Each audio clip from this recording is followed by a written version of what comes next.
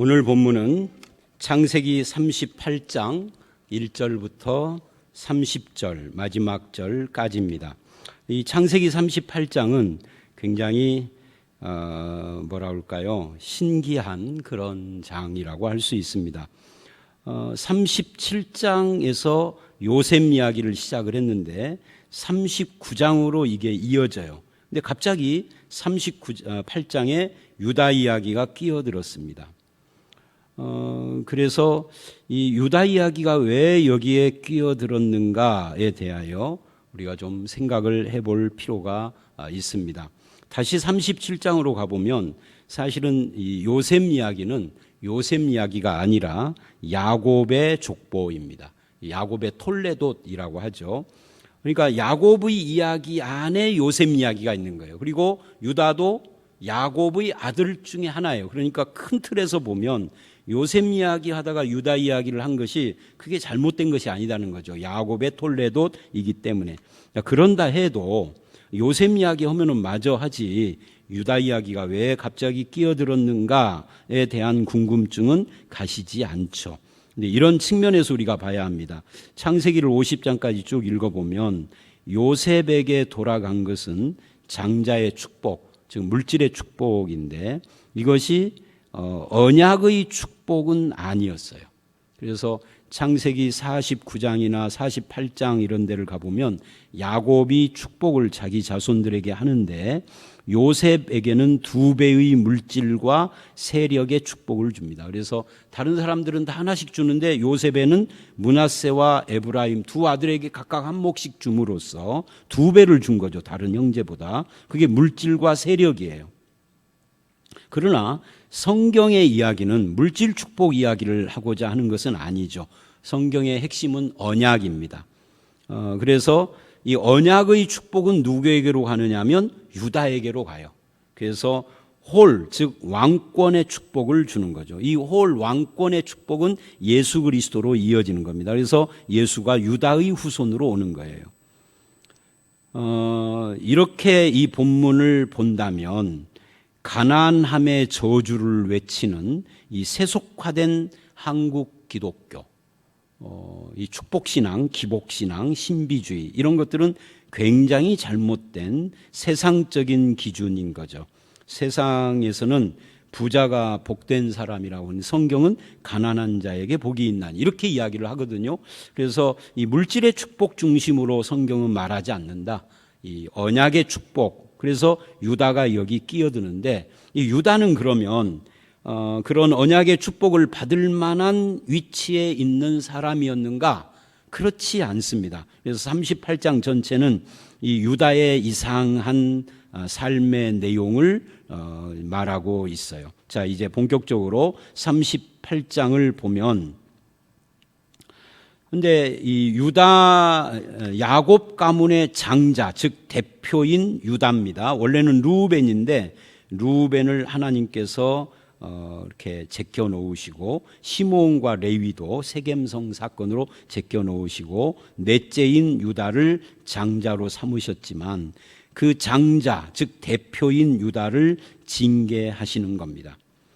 그래서 그 후에라고 이렇게 이야기를 하는데 38장이 37장의 사건과 연관이 있다 하는 것을 암시해요. 그러면 37장에서 유다는 어떤 일을 했습니까?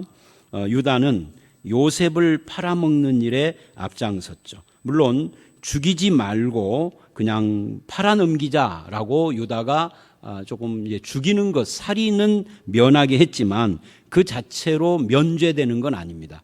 요셉을 팔아먹는 일을 앞장서서 한 그 사건과 38장이 연관이 있다 하는 것을 말해 줘요.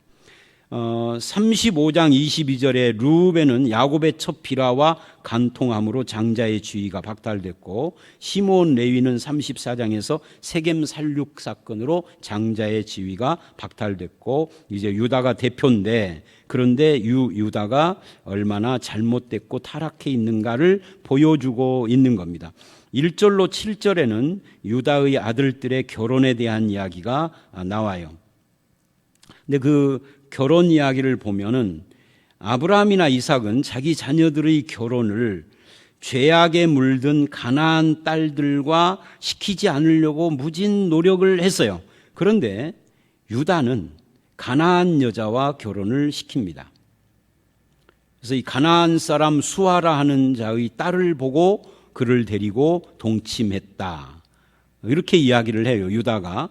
그래서 거기서 아들을 낳는데 엘이라고 하고 둘째가 오난이고 셀이. 그러니까 유다는 가나안 여자하고 결혼을 하는 잘못을 저지른 거죠. 아버지 야곱과 상의를 하지 않습니다. 왜 상의를 안 했는가 하는 것에 대해서는 이 본문이 뭐라고 설명을 하지는 않아요.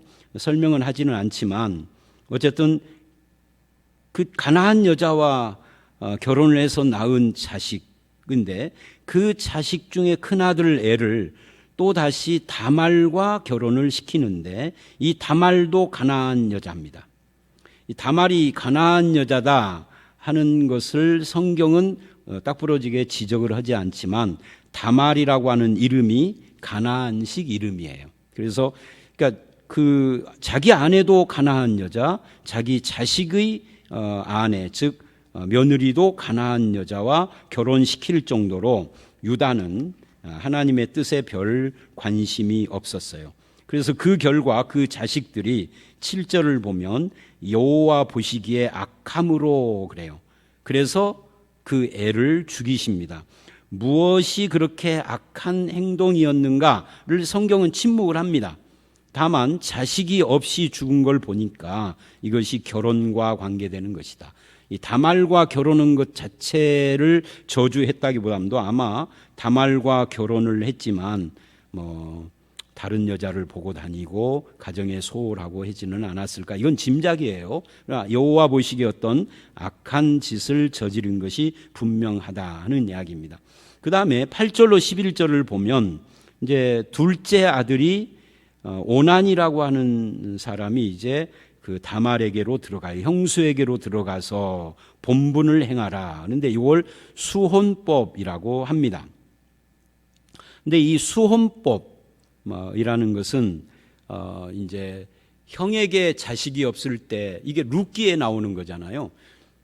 형에게 자식이 없을 때 동생이 결혼을 해서 거기서 나온 처아들을 형의 자식으로 입적해서 그 혈통을 이어가게 하는 그런 법이에요. 이게 룻기에는 기업 무르는 자 해서 레위기에도 나오고 이게 토지도 무르고 집이나 전토 같은 거, 그 다음에 이렇게 자녀도 계대를 이어가게 하는 이걸 계대 혼인법이라고도 하고 수혼법이라고도 합니다. 근데 이 일에 있어서 오난이라고 하는 사람의 자세가 나와요. 그게 9절로 10절이죠. 이 오난이라고 하는 사람은 그렇게 형의 후사를 이어가도록 씨를 뿌릴 생각이 없어요. 그래서 땅에 설정함에 그럽니다. 그러니까 이 오난이 여호와 보시기에 악한 짓을 했다. 하나님의 법, 즉 수혼법을 거부한 거예요. 기업 무르는 법을 거부한 겁니다. 이 기업 무르는 법이 신약에 와서 예수 그리스도의 구속이거든요. 기업 무르는 자, 이게 신약에서 대속자예요. 기업 무르는 그 행위, 그걸 대속 또는 구속이라고 하는 겁니다. 근데 그거를 거부해 버린 겁니다. 왜 거부를 했을까? 성경은 그것에 대해서 또 자세한 이야기를 하지 않지만 이 욕심 때문이다. 재산에 대한 욕심 같은 그런 것 때문이겠죠. 왜냐하면 형의 자식을 낳으면은 결국은 자기 재산 일부를 그에게 주어야 하니까 아마 그런 것도 역할을 했을 것이다라고 생각을 할 수 있습니다. 그러니까 유다를 비롯해서 엘이나 오난이나 이게 다 악한 자들이었다 하는 것을 말합니다. 그래서 하나님께서 유다는 죽이시지 않았지만 두 아들을 죽여요. 그런데 이제 셋째 아들이 이 수혼법을 시행을 해야 하는데 그런데 유다가 염려를 한 거죠. 11절을 보면 유다가 그 며느리 다말에게 수절하고 네 집에 가서 있어라. 셀라가 장성하기를 기다려라 그래요. 그런데 이제 그렇게 말을 하고 보냈지만 이 아버지 입장에서는 셀라마저도 죽을까 봐 겁이 난 거죠. 그래서 셀라가 컸는데도 그것을 이제 이행하지 않는 겁니다. 그래서 12절로 23절 이야기는 유다의 그런 반응과 타락한 모습, 그리고 다말의 대처가 나옵니다. 유다는 다말 때문에 아들들이 죽었다고 생각을 한 거예요. 11절에. 그런데 그런 생각은 미신 같은 생각입니다. 오늘날도 그런 생각하는 사람들이 있죠. 며느리가 기가 세서 가정에 뭐가 있다, 이렇게 말하는 것이 다 이런 거고 비슷한 거예요.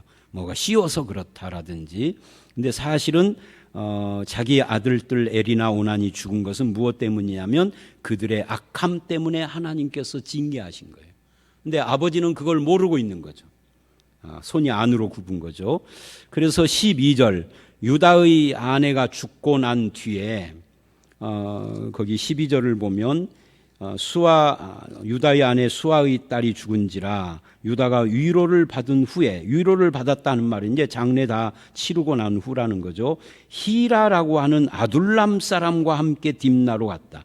여기서 아둘람이라는 지역과 딥나라는 지역에 우리가 주목을 해볼 필요가 있습니다. 이 당시에 아둘람이나 딥나는 우리가 알고 있는 대로 어디냐면 아둘람은 헤브론에서 20km 정도 서쪽으로 떨어져 있는 것이고 딥나는 이게 블레셋 땅입니다. 그러니까 이게 무슨 말이냐면 자기 아버지 야곱이 살고 있는 헤브론에서부터 20km 떨어진 곳에 있는 이방 사람과 친교를 맺고 그리고 블레셋 사람의 땅으로 간 거예요. 그게 가나안 땅인 거죠.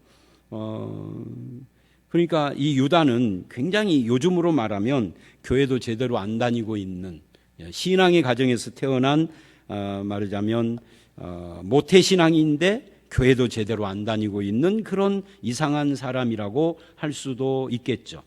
그래서 이방인과 가까이 하면서 13절 14절을 보면 어떤 사람이 다말에게 네 시아버지가 왔다라고 그렇게 고해요.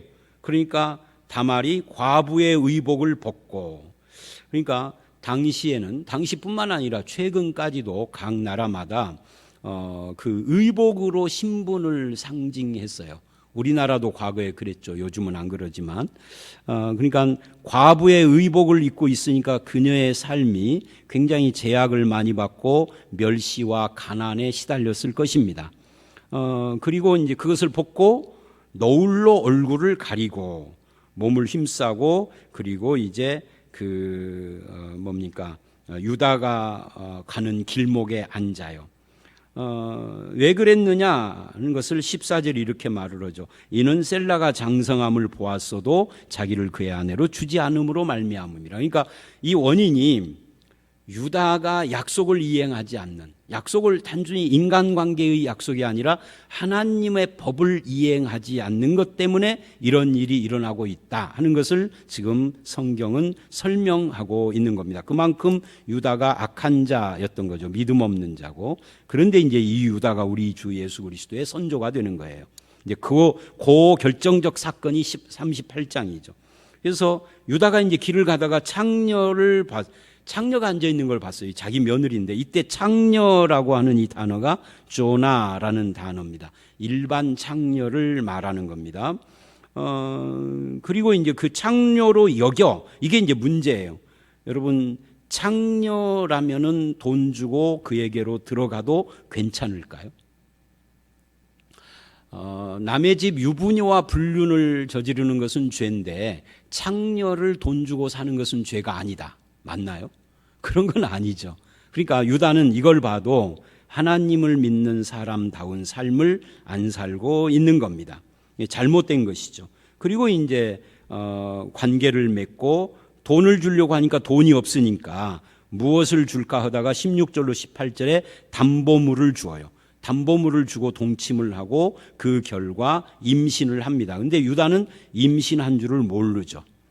그리고 19절에 그가 일어나 떠나고 그 노울을 벗고 과부의 의복을 도로 입었다. 그러니까 의복을 바꿔 입은 거예요. 자기 그 시아버지 몰래. 그리고 20절 아둘람 사람 친구가 또 등장을 합니다. 그러니까 계속해서 유다의 옆에 있는 사람들은 다 이방인들, 잘못된 친구들이죠. 그리고 그 담보물을 찾아와라라고 친구를 보낸 거예요. 자기가 가기가 쑥스러우니까. 근데 못 찾았어요. 여인을 못 찾았죠. 그래서 21절 사람들에게 물어봅니다. 길곁 에나임에 있던 창녀가 어디 있느냐? 여기는 창녀가 없다. 근데 이때 이 창녀라고 하는 단어가 이게 이제 그 카데샤라고 하는 단어인데, 이 카데샤라는 단어는 앞에 15절에 조나라고 하는 단어와 다른 거죠. 그래서 이 카데샤는 카다쉬라고 하는 거룩이라고 하는 단어에서 나온 단어입니다. 그래서 카데샤라고 하는 단어는 그런 의미에서 거룩과 합해진 창녀니까 신전 창녀다. 신전의 창기를 말하는 거다라고 전통적으로 생각해 왔어요. 신전 창녀는 제2적인 성관계, 즉 비가 오기 위하여서, 아들을 얻기 위하여서 신 앞에 빌 때에 이 창녀들과 동침을 하는 그런 그 고대의 이방 종교 의식입니다. 근데 이제 최근에는 견해가 좀 바뀌었어요. 이것이 신전 창녀라기보다는 신전 주변에서 몸 파는 여자였을 것이다.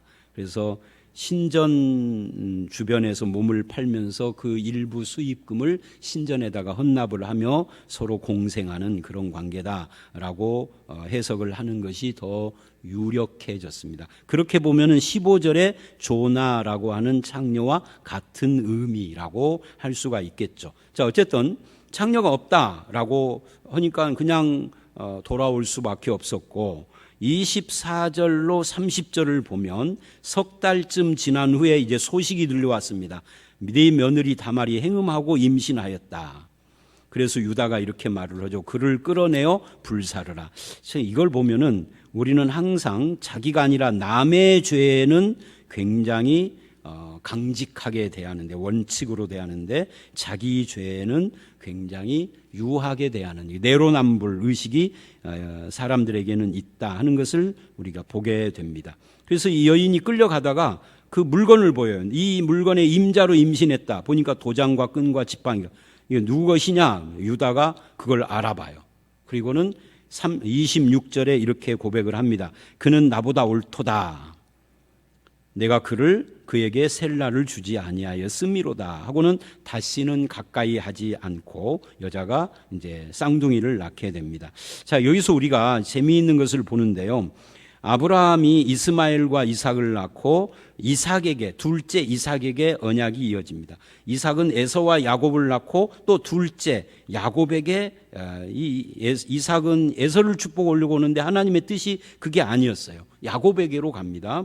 야곱은 12아들을 낳았는데 르우벤 장자는 스스로 서모 비라와 간통에서 떨어져 나가고, 시몬과 레위는 세겜 학살 사건으로 스스로 떨어져 나가고, 요셉은 야곱이 사랑하는 아들이었는데 물질의 축복을 줌으로 떨어져 나가고, 넷째인 유다에게로 이게 하나님의 축복, 언약의 축복이 가는데, 이걸 보면은 계속해서 장자가 아니라 차자 쪽으로 가요. 아브라함, 이삭, 야곱, 유다. 유다는 차자는 아니고 넷째지만 하여튼 장자 쪽으로 안 가는 하나님의 특별한 섭리. 이게 굉장히 우리에게 도전이 돼요. 그러니까 세상에서 모든 것을 다 가진 것 같은 그런 사람이 아니라 아닌 것 같은 사람들을 통해서 하나님이 역사하고 있는 그런 모습입니다. 더군다나 유다의 며느리가 유다 때문에 임신을 해서 쌍둥이를 낳는데 그 쌍둥이가 세라와 베레스예요.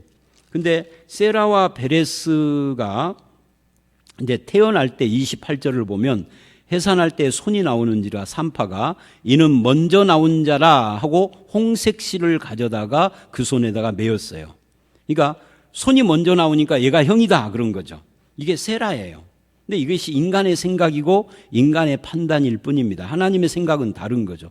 그러니까 세상의 생각, 관습, 질서가 하나님 앞에서는 뒤집어져요. 하나님의 뜻이 아닌 거죠. 그 손을 도로 들이며 그 아우가 나오는지라 산파가 네가 어찌하여 터뜨리고 나오느냐 해서 베레스라 불렀어요. 그의 형, 그러니까 홍색실이 있는 자가 뒤에 나왔는데 손이 먼저 나와서 형이 된 거예요. 어쨌든 간에 형이죠. 그런데 하나님은 베레스를 통하여, 셀라가 아니라 베레스를 통하여서 거기서 다윗이 오고 거기서 예수님이 와요. 이게 성경은요, 그래서 성경의 전 역사는 장자의 역사가 아니에요. 차자의 역사예요. 이걸 보면. 그래서 이게 유다의 사건 속에서 이것이 결론인 걸 보면 하나님은 정말 유다와 같이 악한 자를 들어 쓰시고 그리고 장자가 아닌 차자를 들어 쓰시는 그런 은혜로 역사하시는 하나님이다 하는 것을 우리에게 보여주는 겁니다. 그러니까 유다가 언약을 이었다 할지라도 교만할 수 없는 거죠. 나는 원래 악한 자였는데 하나님의 은혜로 이 언약을 이은 것이니까 겸손해야 한다. 이것은 우리에게도 똑같습니다. 우리도 구원받은 자이기 때문에 교만한 것이 아니라 내가 구원받았다는 것은 내가 별 볼 일 없는 사람이었다는 걸 전제로 하는 거예요. 그런 자를 구원하신 하나님 앞에 감사하는 삶을 살아가는 저와 여러분들이 되시기를 주의 이름으로 축원합니다. 함께 기도하겠습니다. 하나님 아버지, 여호와 보시기에 악을 행한 엘이나 오난을 징계하시는 하나님, 또 여호와 보시기에 믿음으로 살지 못하는 유다인데 그에게 은혜를 베푸셔서 그를 통하여서 우리 주 예수 그리스도를 오게 하시는, 또 유다가 낳은 다말에게서 낳은 세라와 베레스 중에서도 둘째인 베레스를 통하여서 마치 이스마엘이 아닌 이삭이고 에서가 아닌 야곱이며 루벤이 아니고 요셉이 아닌 유다이고 그런 것처럼 차자를 통하여 역사하셔서 우리 주 예수 그리스도 다윗의 아들을 오게 하시는 이런 하나님의 역사를 통해서 우리가 받은 이 구원이 은혜에 속한 것임을 보여주시니 감사를 드립니다. 이제는 구원받은 자로서 세상을 살아갈 때 더 겸손하게 하시고 늘 하나님을 찬양하게 하시고 나 같은 죄인을 구원하신 주님의 은혜를 고맙고 감사히 여기는 것이 입술과 찬양으로만이 아니라 우리의 생활과 삶과 언행, 심사 모든 것에서 나오도록 주님 인도해 주시옵소서. 예수님 이름으로 기도드려 싸움나이다. 아멘.